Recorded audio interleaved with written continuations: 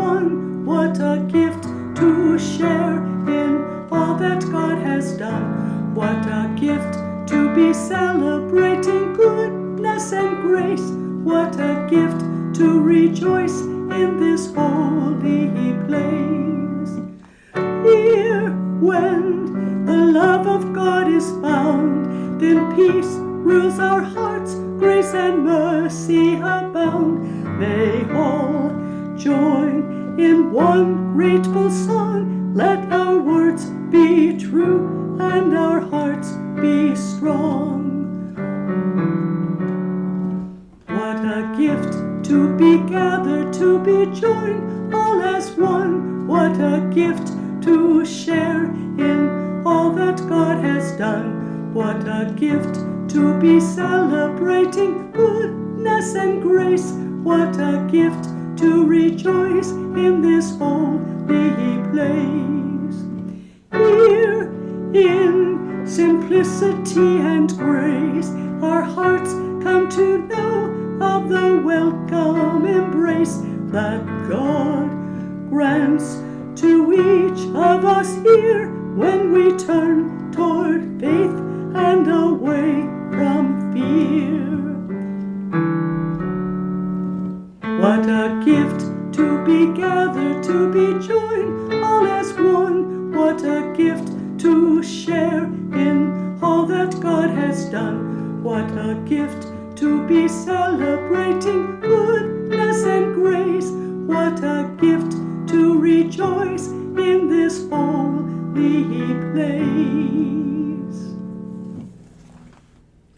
We come together today to honor and recognize our 19 sisters who are marking 60, 70, and 75-year jubilees this year.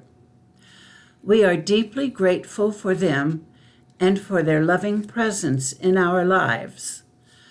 We remember their generous service in so many ministries throughout these 60, 70, and 75 years, and we recall how they have responded joyfully to God's grace. We celebrate all the ways that God has worked through them to bring the Lord's grace and love to the lives they touched, including our own.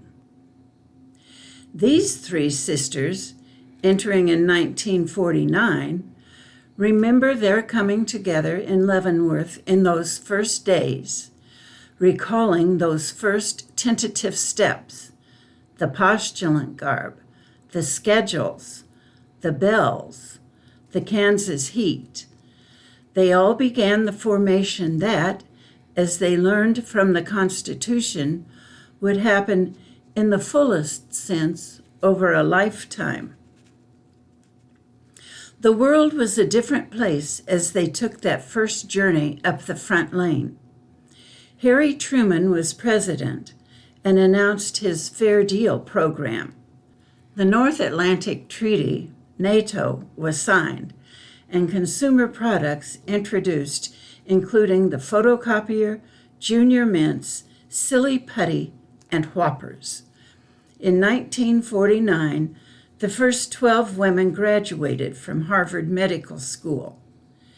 In the midst of all of this, God's call was heard, and the three sisters who gather with us today answered with their next yes. Born in Fleming, Colorado, Sister Mary Clarice recalls coming to the community accompanied by her family of 8. The day she arrived, she remembers, one of her sisters began crying, and that got her crying as well. Even though the entrance day was a bit tearful, she was happy, and through the years has really enjoyed getting to know the sisters. Sister Mary Clarice found her ministry in hospital work and remembers Sister Mary Jerome Kelly, who was not only a great influence in her life, but also became close friends with her family, which was a great joy to her. Her days in nursing and administration took her throughout the community, in hospitals from the West, Grand Junction, Denver, Leadville, Helena, Butte, Santa Monica, and Cheyenne, to the Midwest in Kansas City and Leavenworth. Sister Mary Clarice claims St. Clare as her patron. Clare, the first woman who wrote a rule of life for sisters, was known throughout her life for her simplicity and service. Sister's current ministry in Ross Hall reflects those virtues as she ministers in prayer for the community and all the intentions that we are asked to remember. Reflecting on her life, she shares some words of wisdom. Be happy with who you are and be thankful to God every day. Sister Mary Geraldine Yelich hails from Red Lodge, Montana. She really enjoyed getting to know the sisters when they staffed the vacation school there during the summers. When she was a sophomore in high school, she was approached by a sister superior in Helena to come and cook for the sisters. She remembers noticing how happy the sisters were and was impressed by their love of nature. From being a cook for the Helena sisters, she received a scholarship to attend St. Mary College, which was a turning point for her. Toward the end of that year, she just knew that she was being called to be a sister of charity. When she received her habit and constitution, there was a card in that book with the name of Saint Gerard Magella. She didn't know who he was, and so she researched his life, learning that he was the patron saint for pregnant women. For that reason, she has a special devotion to him when praying for mothers and their newborns. Sister Mary Geraldine does confess that it really depends on the need as to which saint she will approach. She remembers St. Francis when praying for the environment and really calls on the Blessed Mother a lot during these most trying times. She recalls how blessed we are to have so many saints to call on in our need. Sister Marie Benedict Young, born in the shadow of the mountains in Denver, has always had a great love for the mountains and camping, most especially the Rockies in Colorado. She recalls that her grandfather liked to fish and hunt, and her aunt liked to read. So while they pursued those interests, she was free to roam the mountain places to her heart's content, and found herself often going treasure hunting. She was an only child and reflects that her mom and dad were always there for her. Sister Marie Benedict attended schools with sisters of various communities. She was taught through the 6th grade by the Sisters of Loretta, and after that by the Sisters of St. Joseph of Carondelet. It wasn't until St. Mary College that she met the SCLs and knew that the path had led her to this particular treasure. She knew she wanted to be a sister, and she wanted to be a sister of charity.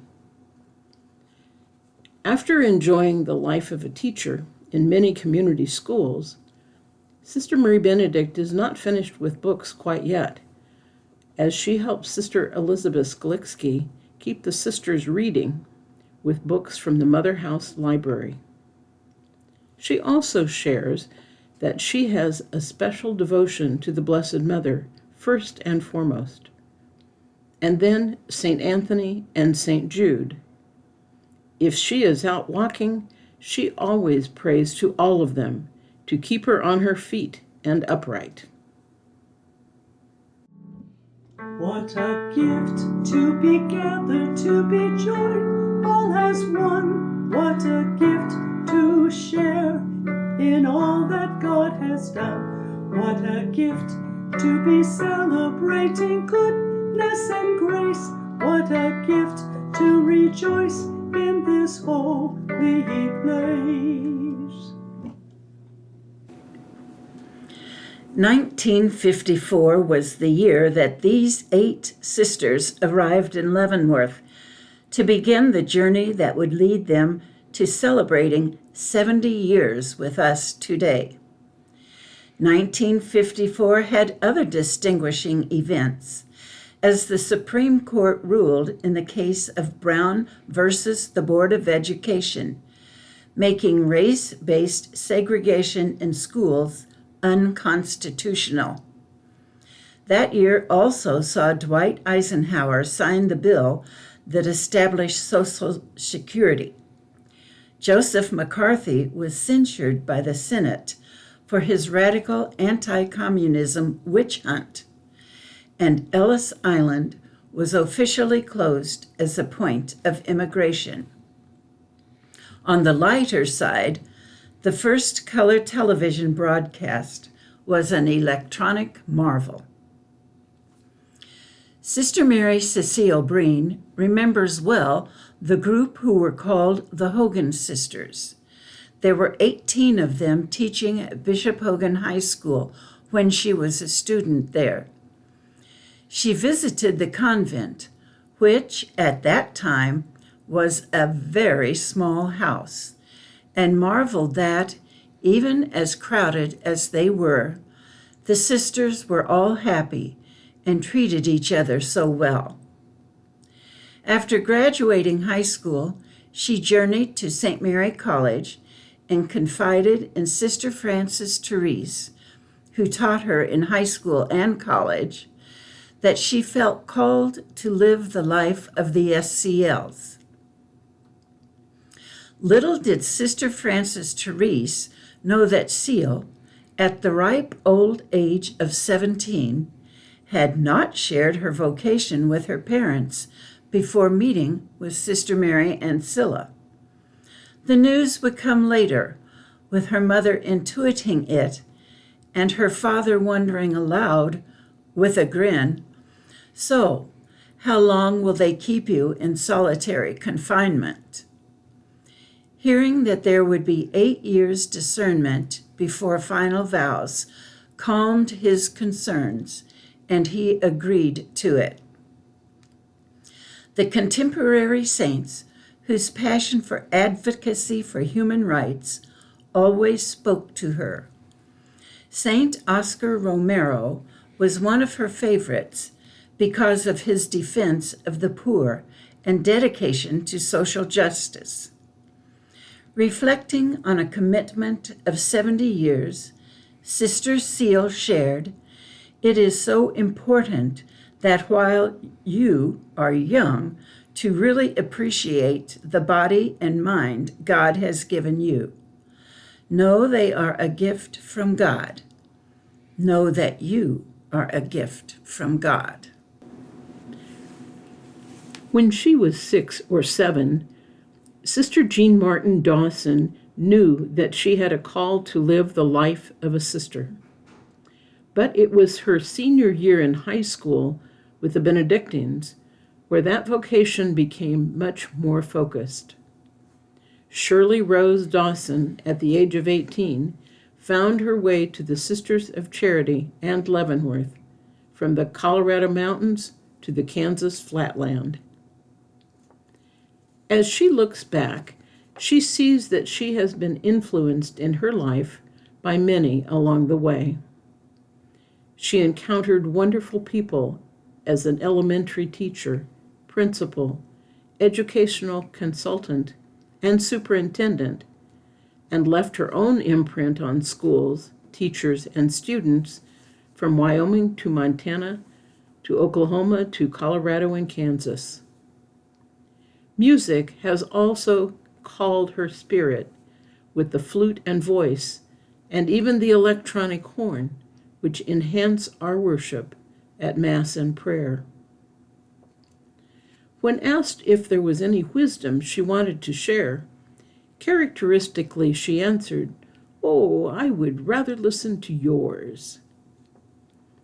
In her retirement years, after undertaking a large project, cataloging our art and antique collections with Sister Marie Damien, She became well known around the mother house as a clever crafter of jewelry. Her display cart with offerings can be seen almost anywhere around the house for the happy recipients of her generosity to pick adornments in every season. Sister Mary Jo Downey recalls that everyone around her thought that her twin sister was the one who was going to the convent, not her. She surprised them all. Attending a BVM grade school and Hogan High School put her around sisters her whole life. She was really attracted to their lifestyle and ministry. Remembering an especially influential teacher, she named Sister Mary Liguori because of her friendship with her sister, Mary Lauren Horvat. Sister Mary Liguori was also one of her favorite teachers.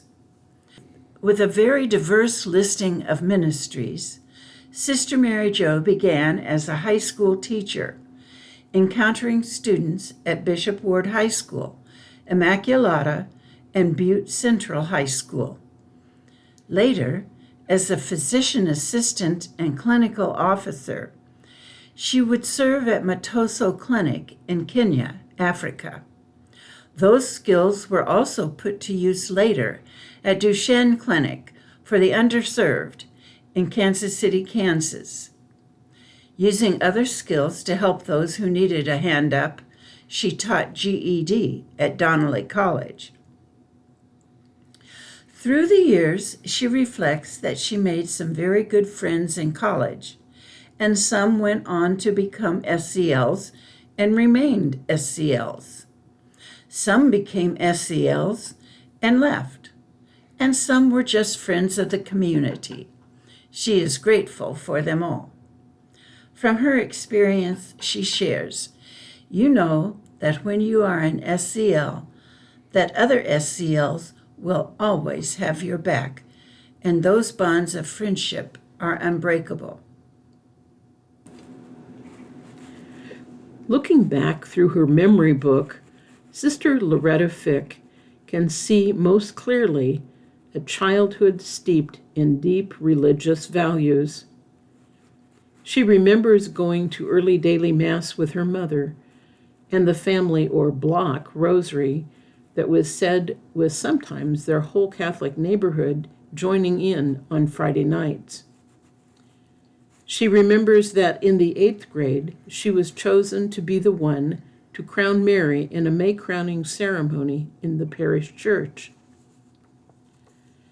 At Bishop Ward High School, she was taught by the Sisters of Charity of Leavenworth, and it was Sister Mary Ernest who helped her prepare to come to the community after she graduated. As the family was driving her up the Mother House Lane on August 22nd, 1954, she had mixed emotions as they traveled. She was excited about wanting to become an SCL and nervous about being away from home for the first time. Sister Mary Clarence was postulant mistress, and she taught Sister Loretta sophomore geometry at Ward. Seeing her at the Mother House was a good way to ease into this new life chapter. Life as an SCL has passed so quickly, and since joining the Sisters of Charity, she has traveled from Missouri to California, Illinois to Oklahoma, and many points in between.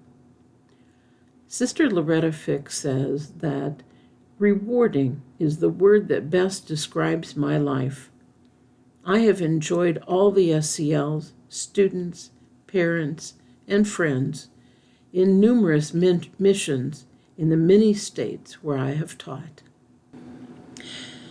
Sister Frances Marie Grady first heard the call to become a woman religious when she was a sophomore at St. Mary College. Influenced by Sisters Mary Paul, Madaleva, and Teresa, she experienced their care for her and those around her. Sister Fran knew that she wanted to be part of that caring community. Drawn to nature from her earliest days, she was especially grateful to lead nature retreats during the time she ministered in the Smoky Mountains at the Retreat Center in Maggie Valley, North Carolina. She recalls meeting some extraordinary people during those times. She senses the rich and deep connection between the natural world and our place in it. She recalls once sharing what she called a soulful connection, eye to eye, with a young timber wolf who was frightened in a difficult situation. Sister Fran's art has graced so many celebrations for the SCL community through the years, and this Jubilee celebration is no different. Her logo of the waterfall, with water flowing from the source, is her visual gift to our Jubilarians. She shares from the richness of her experience. God is living and effective always, even in this time. God is always able to know and understand the reflections and thoughts of every heart. Sister John Vianney recalls that as a youngster, she wanted to be anything other than a sister. As her mother prayed to God that God would bless the family with a religious vocation, she was sure she was not the answer to that prayer and told her mother, "Don't count on me, Mom." That worked until the end of her 8th grade year, when all of a sudden she had the strongest desire to be a sister. Her years in high school solidified that passion. Her mother and dad, Lucy and Rogerio, were faith-filled parents, and they instilled in the family that strong faith. They prayed the rosary every day. They, as a family, were very involved in the life of the parish. She remembers Sister John Berkman's, who had a great influence on her, and she wanted to be just like Sister John Berkman's. She became acquainted with St. John Vianney in high school and wanted to take his name, which she has been blessed to share for almost 70 years. Sister has always had a special devotion to our Blessed Mother, Mary. She remembers a highlight of her life being a trip to her shrine in Medjugorje.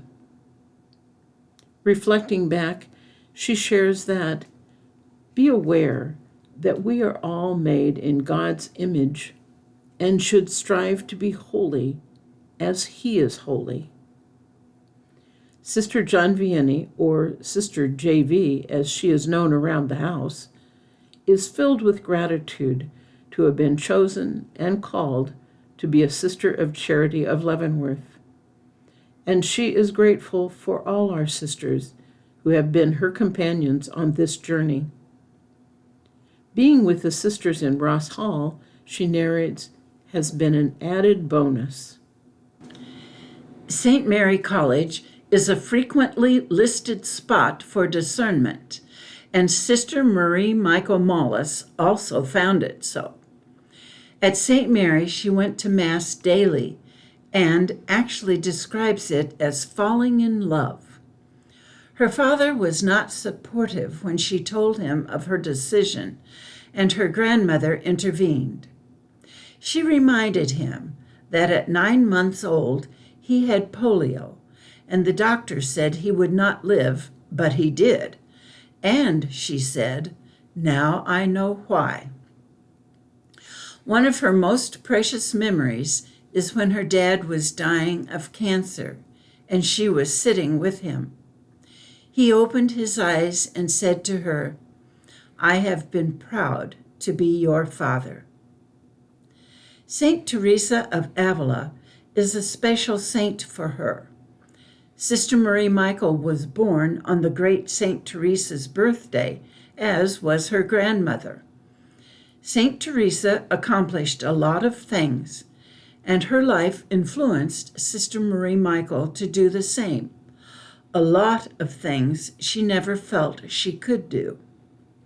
A piece of wisdom that guided her was, always take time to pray and always help others.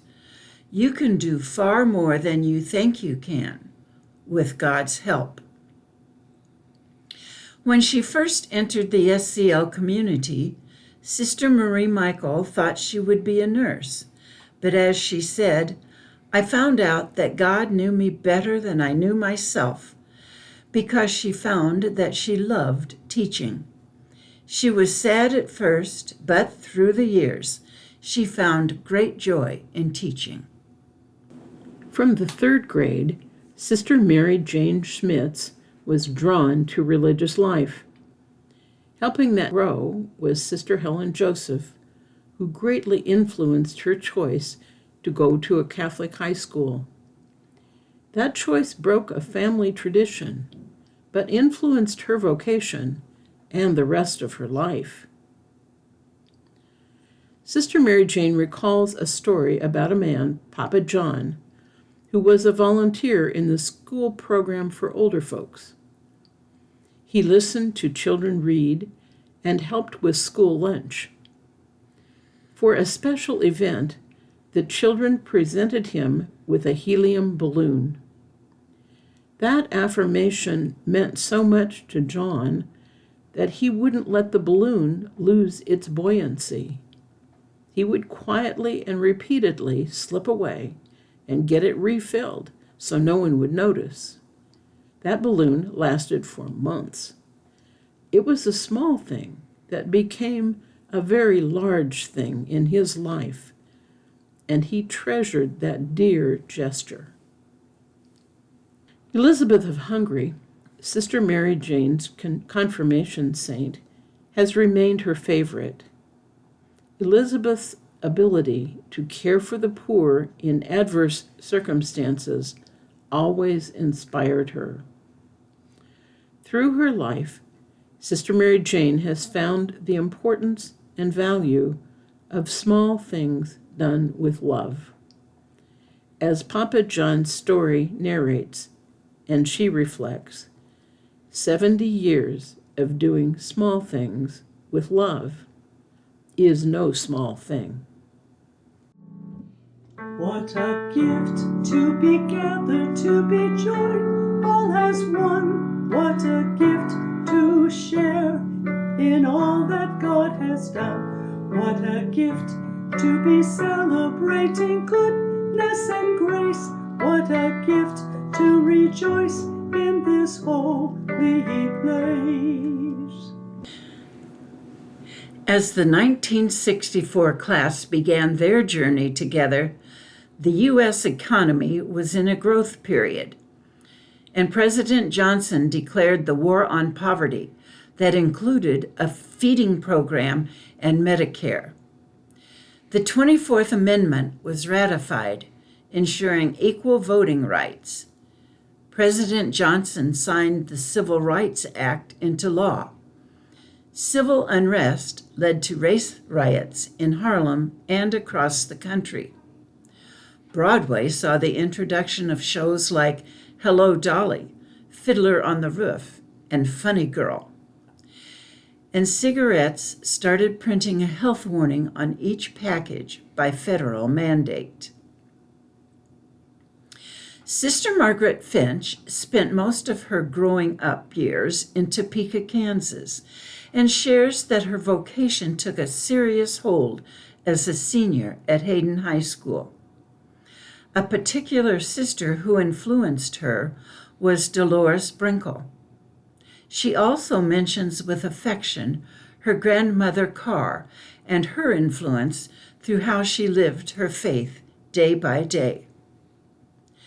Sister Margaret, reflecting on the many chapters of her life, recalled a time when she was working at the Alliance Against Family Violence. She worked with a young woman who was pregnant with her first child. The woman was from out of state, single, and had no one. Sister accompanied her during this time and was her support person during the birth of her child. That experience was an important touchstone for her and impacted her through her life. Margaret is drawn to saints who listened to God and lived their lives as women faithful to that voice of God within. Among those saints are Mary, Mother of Jesus, Mother Teresa, and Mother Xavier Ross. Likewise, she passes along words of wisdom that could exemplify the mission of those saints. Believe in yourself. Don't be afraid to try something new or take a risk. Sister Maureen Kehoe traces the beginnings of her vocation to experiences she had in the first grade. She remembers 2 visiting Sisters of Charity, Sister Mary Baptista and Sister Afra, coming to visit their classroom of 60 students. During that visit, the visiting sisters asked how many little girls were going to become sisters one day. And all the girls in the class raised their hands. Sister Perpetua called 2 girls forward, and the visitors placed their travel veils on the youngsters. Sister Maureen was one of the 2, and recalls that the veils came to their ankles. Later, she appreciated the power of symbol that enables a deeper message to find a home. When Sister Maureen was born, her mother was choosing a name and thought that Maureen Mary would be a lovely choice for her. The Irish priest asked her what name she was going to name her baby. And when she told him, he responded that Maureen in Irish meant Little Mary. And with that, the child would be named Mary Mary. While she had a deep devotion to the Blessed Mother, her mother decided that Mary Mary would be too much, and that Patricia would be a good middle name for her. With other Patricias in the family, her name also gave Maureen another powerful patron, and a later opportunity to learn more about her Irish heritage. Sister Maureen remembers her wonderful parents, John and Ruth, whose example of loving touched her life. She also names her aunt, Sister Mary Rosaline Driscoll, known as Irene at home, as a great influence on her life. She recalls that Sister Mary Rosaline would write about her ministry as a nurse for sick children and adults. When Sister Maureen was a junior in high school, she wrote to ask her aunt how to be prepared to be a sister. Sister Mary Rosaline replied with 3 actions: go to Mass as often as possible, pray the Rosary, and join the Junior Legion of Mary. Good advice. The preparation for First Communion at 5 years old put Sister Jean Lockett in touch with 2 memorable SCLs, Sister Mary Bridget Mullen and Sister Mary Odelia, who, with her mother, helped her get ready to receive her first Holy Communion. Sister Jean traces these early connections to the community at 5 years old as the seeds of her own vocation that would come much later. A tender memory for Sister Jean was having the opportunity to attend both her mother and her father as they were dying, accompanying them literally into the arms of God. Other sisters whose lives crossed paths with hers, who were deep influences, include Sisters Anne Callahan, Mary Andrew Talley, Mary Ligori Horvat, and Sister Marie Celeste Bride.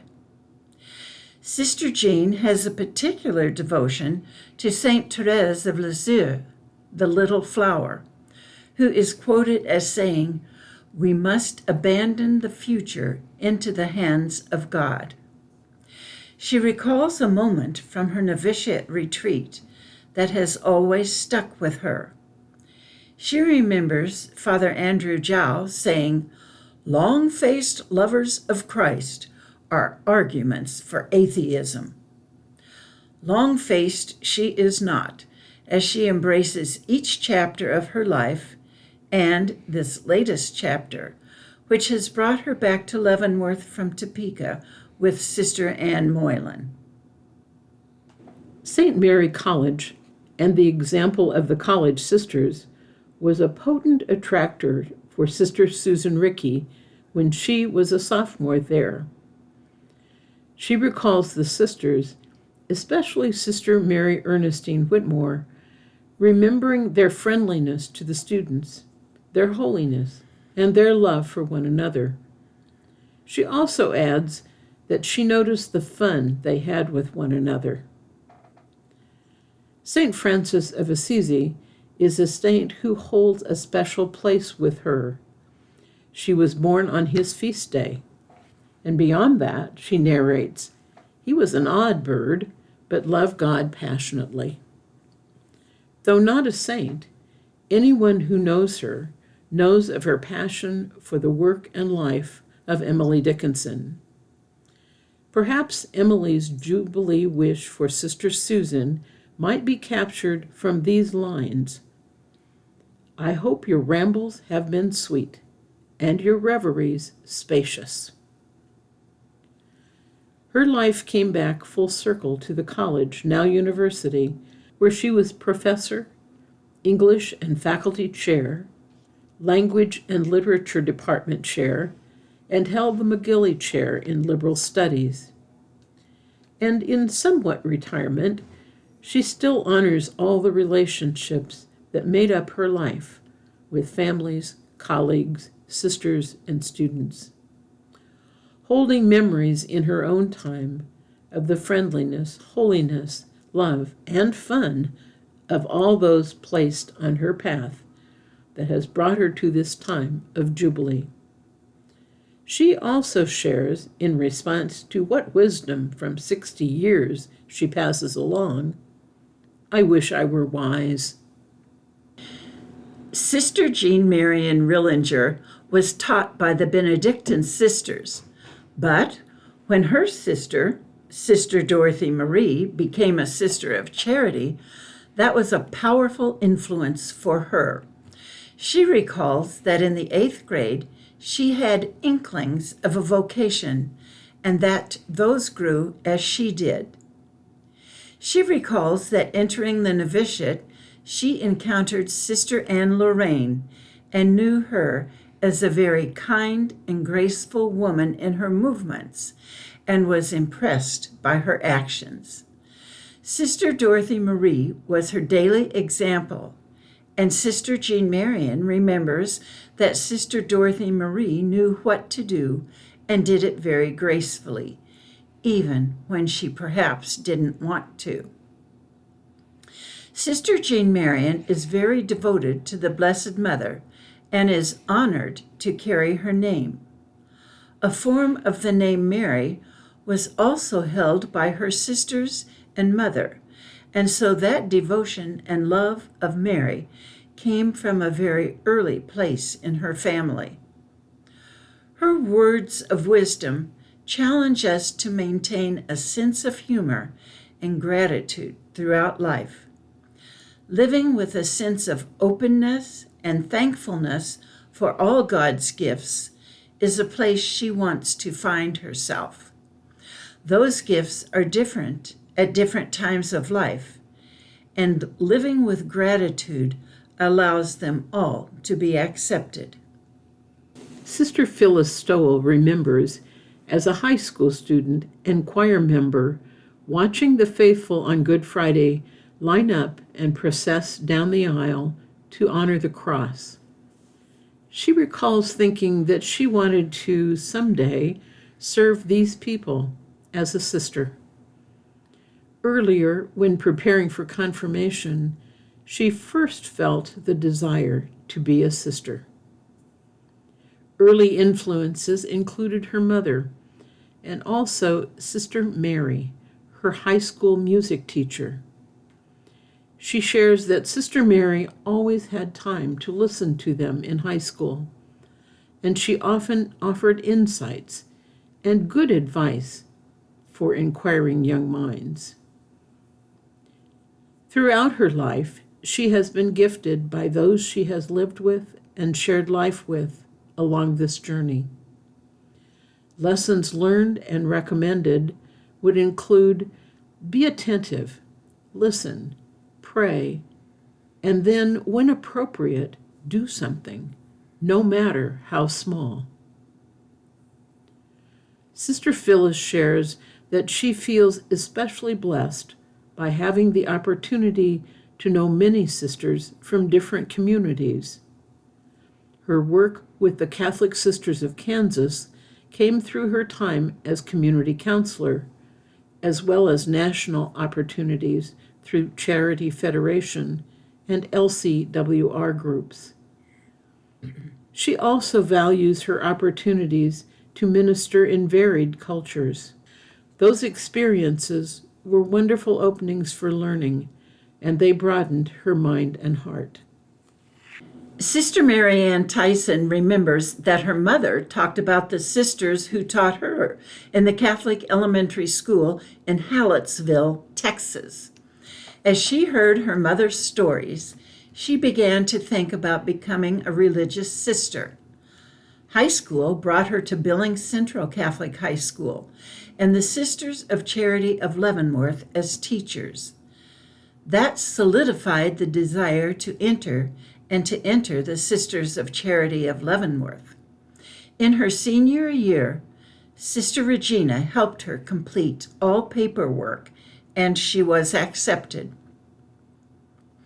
Early in her life as an SCL, Sister Marian was missioned to St. Rose of Lima Elementary School in Kansas City, Kansas.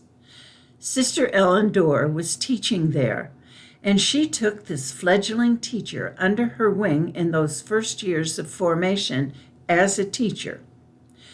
She guided Sister Marian in how to actually become a teacher. She recalls listening to her advice and, more often, following it. Sister Ellen also became a lifelong friend and mentor. Caring about the created world, what we do on and to our planet Earth, she is drawn to the life of St. Francis of Assisi. His life was immersed in nature, and he felt that all nature, all God's creatures, were part of his brotherhood. Sister Marian shares those concerns. Sister Marian knows the wisdom of responding to opportunities to share our charism of charity in the way of Mother Xavier, St. Vincent, and St. Louise.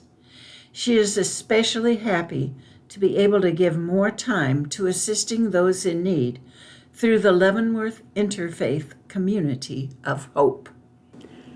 Sister Renée Washut shares that she was baptized about 3 weeks from her 10th birthday, and that she and her sister started parochial school the following fall in 1953. The school was staffed by BVM Charities, and during religion class, the sister asked the girls, "If you were going to be a sister, which order would you enter?" She struggled to think of any others, and finally her response became, "Well, if I had to be one, I would be like those sisters in Sheridan, Wyoming." The sister noted, "Oh, you mean the Sisters of Charity of Leavenworth," and the seed was planted. As a youngster, she recalls that her father placed a lot of trust and responsibility on her at a young age, and that it was a great influence on her growing up. In 1953, he set her up in a fireworks stand around the July 4th holiday, and she ran that stand through her 18th year. The profit went toward spending money and saving for education. Wonderful goals for a young woman. On Sundays, she helped out at the meat market, slicing cold cuts, filling the display case, waiting on customers, and, as needed, filling in as butcher. He taught her from an early age to meet and greet and serve customers, no matter how difficult some things were to do, with a dignity and a smile. As a granddaughter of paternal Polish immigrants, she holds St. John Paul II and the Polish Black Madonna in high regard. Sister Renée reflects, as a daughter of the American West, I cherished the SCLs who value their members so respectfully that they founded healthcare hospitals and saw to it that we receive the quality care needed to bring our mission to those most vulnerable across the Midwest and West and into Peru. What a gift to be gathered, to be joined all as one. What a gift to share in all that God has done. What a gift to be celebrating goodness and grace. What a gift to rejoice in this holy place.